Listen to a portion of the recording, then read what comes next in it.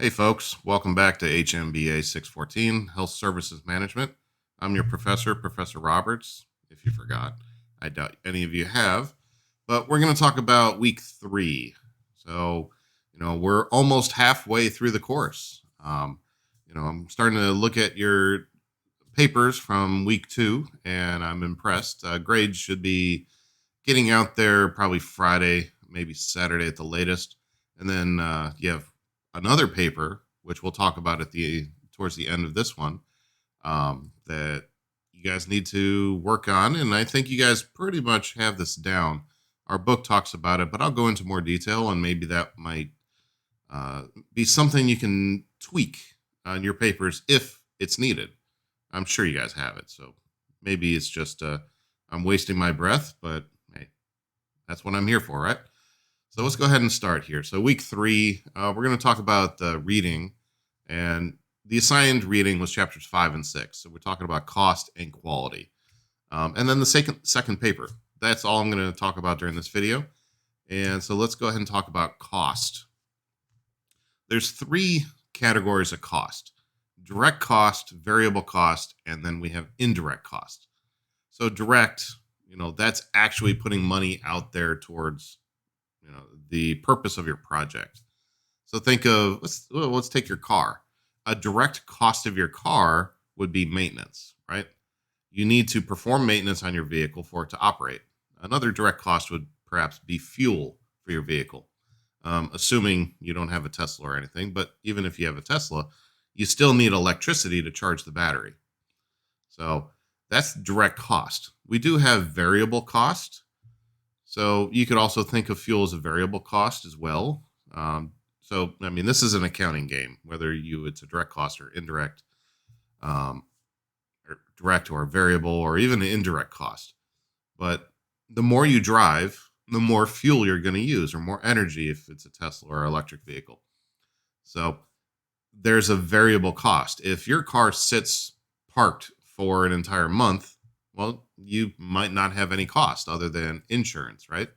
And if you have a car payment, the car payment. But if you do a lot of driving, let's say you're a over the road salesperson or something like that, you're going to have a lot of fuel costs because you're driving so much. So the direct activity is driving the cost. So less activity, less cost; more activity, more cost. That's variable. Direct cost, the cost of the vehicle to buy. Now we have indirect cost. So these are things that you either choose to buy or spend money on that don't directly go towards, let's say, the vehicle, right? Or the operation. Like, for example, car wash. Do you really need to wash your car? Not really, but you might want to do it every so often. Especially when it's dirty. No one really likes driving around in a dirty car, but that doesn't have anything to do with the functioning of the car. It's not like you're going to get 10 miles to the gallon more, or even 1 mile to the gallon more because you've washed your car. Now, if you're an engineer, you might be able to prove me wrong with some math and wind resistance and all that. But for all practical purposes, a clean car is not going to operate any better than a dirty car, like just road dirt on the car. If you go off-roading and you got dirt in the engine and undercarriage and all that, maybe it will operate better. But just everyday driving on normal surface streets, a car wash doesn't have any impact. But let's say you also write a check every month to send it to the bank or whoever has your financing for the vehicle. The cost of your time is indirect because it doesn't actually go to the operating of the vehicle. I'm hoping this is helping with understanding these 3 categories. Sunk cost. If you've ever was doing something on your, in your personal lives where you've spent money on it, but you've gotten to a point you're like, this isn't going to work, and you just stop. Well, the investment you've already done is gone. You can't get that money back. It's sunk. So a lot of projects have sunk costs. Let's say labor. You need to pay your people. The people are not going to give you their pay back just because you decide to cancel the project. Those are sunk costs. If you've bought equipment and you can't return it, or you bought raw materials, chances are you're not going to be able to return this to get any type of credit. So therefore, it's sunk costs. Um, Capital, this is equipment that you expect to have a lifespan.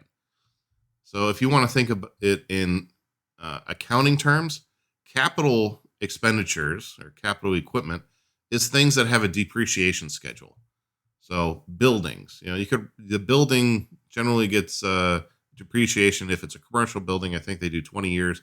If it's a residential building, it's 29 and a half years for depreciation. And, there's so many things. The IRS has actually made schedules for depreciation, like how much you're going to write off each year of the original purchase price. So anything really that you can depreciate. So assets you can depreciate. So if you're in a hospital and you've bought computers, you can write off computers on a depreciation schedule. So those are capital investments because you're going to keep that on property records. You're going to track that stuff. Now, if you're in a healthcare settings and you bought Band-Aids, you're not tracking how many Band-Aids are actually used. You're keeping track of how many unopened boxes there are, at least from a supply chain perspective, because you need Band-Aids, but you're not going to go down to the level of detail of counting out each individual Band-Aid. There's a lot of things, especially in healthcare, that are very expensive because of the nature of healthcare.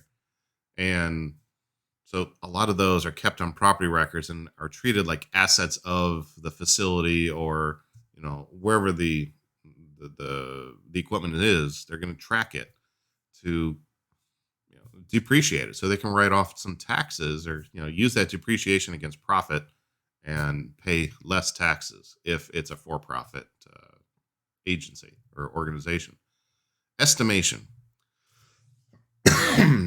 So estimation, I told you guys last week about the that 3-part one. You have the optimistic, the pessimistic, and the most likely. That is my favorite estimation tool. So you can use it for estimating schedules. You can use it for estimating cost. We're in the cost section here. So if you want to try to estimate it, there's several ways you can estimate, and there's tools like here that I've listed here. We have the analogous. So you basically find something that's similar and you say, okay, well, that costs $500,000. So this should cost around $500,000. Remember, it's estimation. It's not meant to be an exact number. Of course, if you have exact numbers, that's awesome. But I would usually put a couple percent on top of that, because inflation, taxes, shipping, all that other kind of stuff might impact the cost. And maybe that estimate or that actual price is a couple years old. Things have gone up over the years, and especially this last year, we've had quite a bit of inflation. We have parametric. Well, this is where we use kind of like a formula to factor that. So like I said, we're estimating that this item is this cost, but we're also adding on, let's say, 3% each year for inflation. If you did that over this past year, that really doesn't line up with I think some months we had 9+% inflation. December was like 6.5% inflation or thereabouts. So trying to do a straight formula is difficult, but it can be useful if let's say, you're replacing the floor in one of the wards of a hospital. That it's going to cost $10 per square foot in total. So you could just do a simple formula of $10 times however many square feet there are, and there's an estimate. You could do that. That is that parametric. The next thing is the bottom up. So you remember our work breakdown structure, where we actually figured out the tasks or activities that were needed to accomplish the various things? Well, what we do is we total up all those and we have the overall cost, because the task or the activity is the bottom level of the work breakdown structure. And we just add all those together and go to the top where that single point was for, our project name, like a hierarchy chart. You usually have that one person at the top. That would be the total estimate for the entire project would be totaling all the activities underneath. That's a good estimation. So hopefully you guys have probably done this kind of stuff already. Maybe not to the level that we're going over in class, but you might have estimated this. Like, let's say you're doing a home improvement and you know that, all right, I'm going to need some paint. That's going to cost X number of dollars per gallon. A gallon covers this much space. You can actually do all this without really understanding that you're using parametric or analogous or bottom up. So now you know. All right. So the last chapter of the reading was chapter 6, quality. Now, quality in itself is a whole specialty out there. So when we're doing a project, we tend to identify quality in the beginning. So we usually have some metrics for quality because that's our goal. Usually quality is one of the factors that cause us to do the project. For example, if you're doing a road, it has to meet a certain standard. All U.S. roads have to meet certain standards depending on the amount of traffic each road has, or if it's a highway, or if it's a primary street in a town, or a secondary street, or a tertiary street, or any other level of street. It has to meet a certain quality level by testing. Usually they drill into it and drill into the road and figure that out. So you can plan ahead for that you have to meet these certain standards that are maybe regulated. So we can put that into our project in the beginning, knowing where we need to go. And that's a good metric to know if you're accomplishing your project by having these quality milestones, let's say. Quality improvement. There's a lot of initiatives out there on how to improve quality, whether you're trying to use a Six Sigma process or Lean or any of the many other ones that are out there. I'm familiar with Lean and Six Sigma because that's what's worked for me, and that's what companies have used that I've been with. So in quality improvement, we use data. In the book, you're going to see a lot of different types of charts, such as histograms, control charts, and many more. Those charts give us direction on where to go. For example, if a control chart is showing something is out of control, in control charts, it's either in control or out of control. And there's like maybe 8 or 9 rules that help you determine if it's in control or out of control. Well, just a simple rule, if a data point lands outside the upper or lower control limits or specification limits, if a data point lands out there, it's out of control. You need to investigate why that happened. That's part of the improvement. You have to identify the root cause, and the tools that I'll mention help us do that. Quality control. You might have a QA or QC in your organization that does a lot of reviewing. For example, if you're a surgeon and you remove something from somebody, you send it off for testing, most likely. And that testing is going to tell you certain things. Let's say you took out a little bit of let's say a marble size something out of somebody. Well, it could be something as simple as a cyst, which might not be a problem. I'm not a medical professional, so I don't know how bad a cyst is or not. Or it might have been a little bit of cancer that you got. And testing it will tell you a lot of things about it, like what kind of a cyst it might have been, or if it was cancer or was not cancer. And if you got it all, for example. So, the quality control is essential because we need to make sure we're moving on the path or staying with quality. So we use these tools. So one of them that you guys might be familiar with all the way back to maybe elementary school is a cause and effect diagram, also known as an Ishikawa diagram or a fishbone diagram.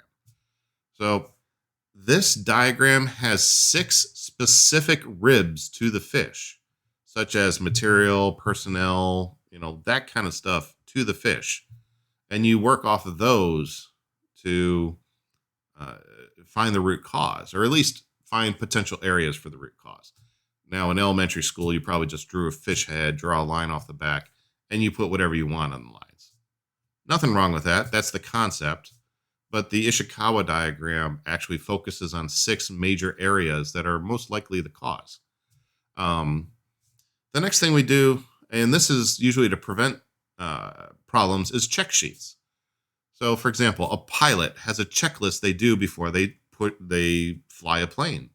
Um, when I went in to have my deviated septum fixed, that when I was still awake, they were going down a checklist in the operating room, making sure it was me, making sure that they were doing the correct procedure, and so on and so forth. That they actually verbally had everybody stop what they were doing and pay attention to that. Gave me a little bit of confidence that they were going to do the right thing. And next thing I knew, they put the mask on me, and I was knocked out.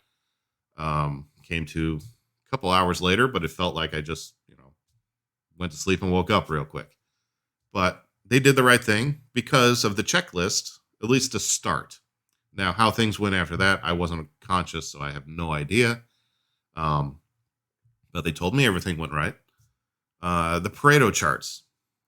So the Pareto chart is also the 80-20 diagram, or 80-20 rule, if you're familiar with that. The rule in general, how it's usually explained in classrooms, is 20% is causing the 80%.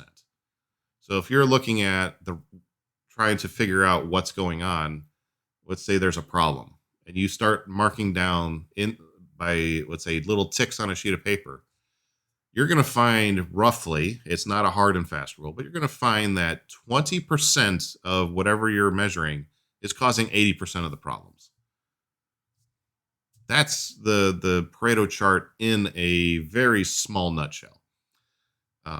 That alone, that Pareto chart can be a whole hour lecture in a classroom, but I don't want to talk to you guys for that long because I know you're going to tune me out. So I'm trying to keep this video shorter than my last one. Histograms. This is basically a frequency chart. So you just do like a bar chart, for example, of the frequencies, the counts of how something happened. So a Pareto chart is a frequency chart. Usually they throw a line on it too that goes from each bar. So histograms are great tools to see things visually without actually having to look at the data.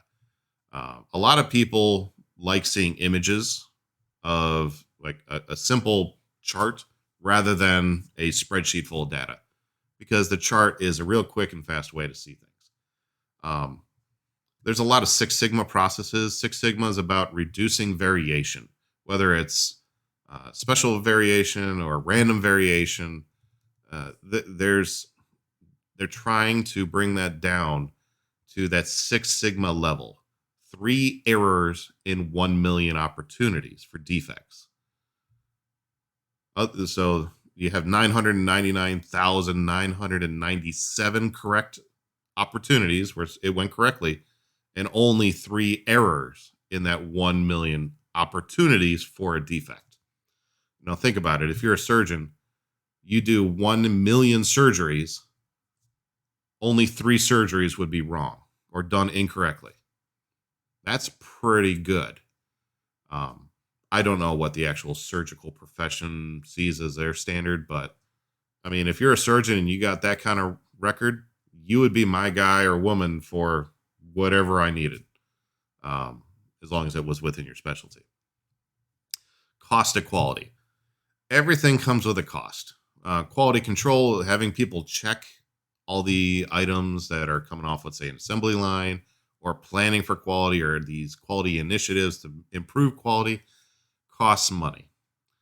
There is a point where the return on that quality investment is not worth it because you're not getting the return. If you're going to spend $1 million to improve quality, you would expect $1 million or more in return, right? But would you spend $1 million to save 500,000? No, that's not a good business decision. So there is that point where quality is too expensive and it's not worth it. So where that is and how the decision is made is really up to your organizations. You know, most organizations have lawyers and actuaries that actually put numbers on this thing. So, like for example, if a medical provider makes an error, well, they usually have medical malpractice insurance. Well, the insurance has figured that their coverage goes up to a certain level or will cover certain things, and they'll pay out certain dollar amounts because, but they're going to probably expect you to take some training or whatnot so it doesn't happen again. But hospitals have insurance plans, but they're going to only do things that are profitable, right? They're only going to spend enough money to save money. But that's normal in business too. It's just with hospitals or the medical field, like most of you guys are from, how can I explain it? There's that factor of it's a human life or, that type of thinking. So where is that line when you're talking about human life or that kind of thing? So how that's decided is really on the organization. All right, so let's talk about paper 2.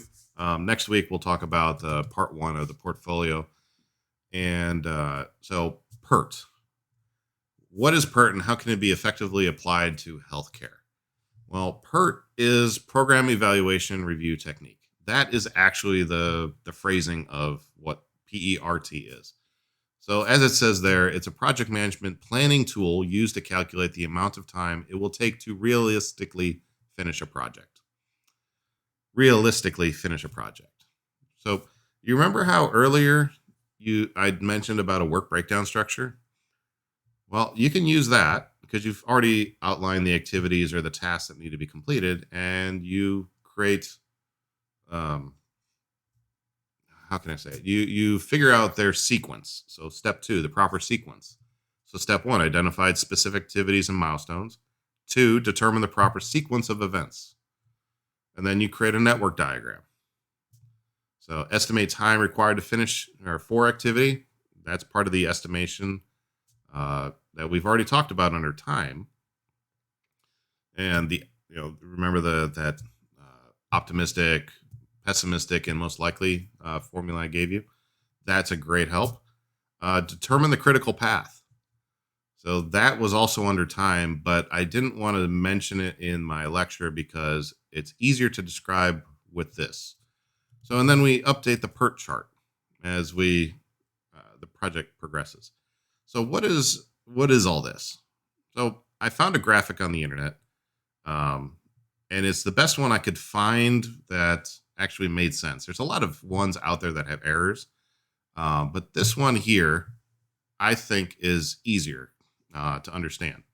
So let's see, where is my laser pointer? All right. Hopefully you see that little red dot under the letter B. So what we do is we have all these activities and we figure out the sequence. So as you see here, we have A, B, F, C, H, G, D, F, the boxes for each of those. Those are the activities. All right. So the arrows are showing the sequence. So for example, G up here needs C and F to complete before G can start because it has 2 arrows going into it. And then E, which is the finish here, an activity and then it's finished, has 3 activities that go into it. So what we would do is we know the duration of activities. Now, depending on how your organization is, you either start with a 1 or a 0. Like I generally start with a 1 because day 1, right? You don't start on day 0, you start on day 1, in my opinion. So duration is activity. So we're starting on the top numbers here because it's the earliest start and earliest finish. So the earliest start of this activity is on day 1, but it takes 10 days. So we put 10 as the ending there. So when we go, let's say up here, so we put 11.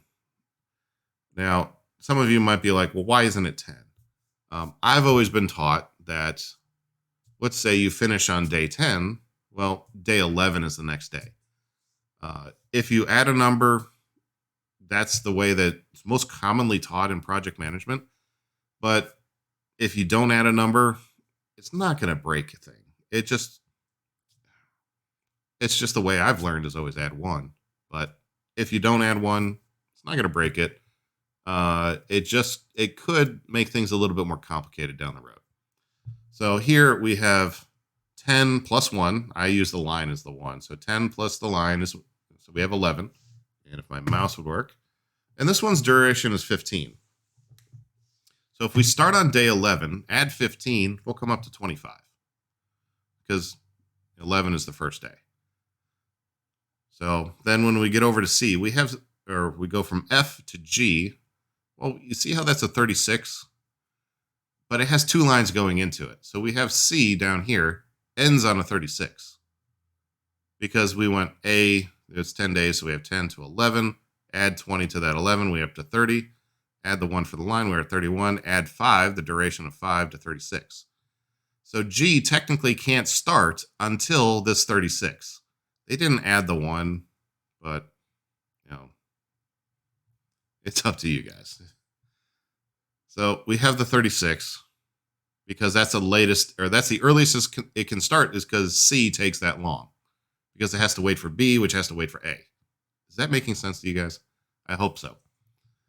So 36 plus 5 is 40. And then we go down here. We got E. We have 3 going into E. So you see here, we can go through A through E real quick. So 1 plus 10 is 10, or 0 plus 10 is 10. Plus 1, we got 11. Add 20 to that, 30. So we got 31 now. Add 5 up to 36. Add 1, that should be a 37, but it is what it is. Add 10 to that, 45. Add 1 to the 45, we got 46 here. If you look at this, doing all these numbers, we have 25, 45, 40. 46 would be the earliest that E can start because it's waiting on D as well. And E is going to take us 20 days, so the ending is 65. So being the last activity, that 65 stays there. So that's the forward flow, but we do the backwards flow for this latest start and finish. So how that's figured is we take that 65, bring it down, and then we take 20 off of that 65. In this case, they put 46. We take 1 off it, we got 45. You see how we're going here? Take 10 off that 45, we're down to 36. And, so on and so forth for all of them. Now, some of you might have noticed we have this TF, the total float. This is the amount of time that is the slack. Some people call it drag. Most often you'll hear it as slack or maybe a lag time or something like that. But if you look at these finish numbers, so the latest that F can finish is at 40 and keep things on schedule. So the earliest it will finish is 25. The latest it can finish is 40. So there's a 15 time periods, days, weeks, whatever it is. There's 15 that the F can be delayed, if that makes sense to you. 15 could be delayed 15 weeks and still keep G on schedule. And still finish E. And this is really based off this critical path here. The easiest way to see the critical path is if you look at the finishing times, they're the same numbers. So we have 65, 65, 45, 45, 36, 36, and so on and so forth. So our critical path in this case would be A, B, C, D, E. That's our critical path. Now, sometimes you'll have 2 critical paths, but it's not very common. It's actually quite rare that you'll have 2 things. The biggest thing to know about the critical path is that these activities must start and end on time to keep your project on schedule. Everything else has some slack in it. Some things can be delayed. For example, F can be delayed 15 time periods. G can be delayed 5. H can be delayed 20. So those are not uh, going to mess up your schedule if those three don't start on time. The critical path, A, B, C, D, E, those have to start on time to finish this project on time. That's the sequence. So you as a project manager would want to make sure that these activities start and finish on time. That way, and sometimes you might have to add more resources to your to a team to get that done, or what I think I mentioned crashing uh, earlier to you guys in the last video to get them done on time. Hopefully that will enlighten you to the critical path. This, I wish this was a classroom class because we could do this up on the board and you guys can actually participate in doing it that way, but it's an online class, so it's a tougher. Hopefully I've explained it good for you guys. There are plenty of videos out there about critical path method that it will explain it essentially the way I did. They might have a different tips and tricks, but I've told you guys mine. I look at these the finish times, and that's usually how I notice. But if you look, the start and finish are starting or at the are the same. So in this one, it's real nice and easy to see the critical path. It's right in a row, but it could have just as easily been A F G E or A H E. It could have been anything like that, or A B C G E. So this is the PERT. You've identified all the tasks, you've made estimations, you've created a chart like this showing the sequence. That's the big thing with PERT, is showing the sequence. And then you could do the critical path method. And one thing you should do is update your PERT chart. Usually you have something typed up showing, okay, activity one is, or activity A is dependent on, or I'm sorry, let's say G. Activity G needs C and F to finish before G can start. That kind of thing. If you're using a project management software, it's real easy to put this stuff in. But I haven't come across a project management software that will do this for you. Actually, put this. Nothing wrong with that. This is a great visual way to see what's going on. This is just using letters. You can actually put the activity name in there. Or if you put a code, because you have so many activities, you might put 1.5.6, and that could be the code. So you have to look at the work breakdown structure to see that specific item. So that's the critical path method with PERT. And I hope that didn't confuse you. But if it did, send me an email. I'll be more than willing to set up some time where we can talk one-on-one. It's a great method to see what needs to happen because it's visual. Seeing a chart or like a spreadsheet, I don't like seeing spreadsheets because there's so much data and it's easy to miss things. But in a graphical format, it's so good, in my opinion. All right.